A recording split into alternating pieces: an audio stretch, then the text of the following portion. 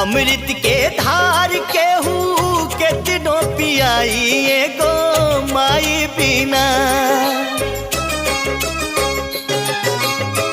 अमृत के धार केहू केतनो पियाई एगो माई बिना।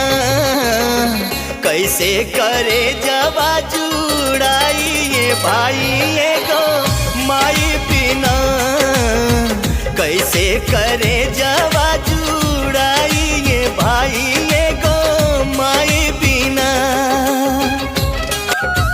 करे एहसान माई दुनिया देखावेली, बोले बतियावे औरी चले भी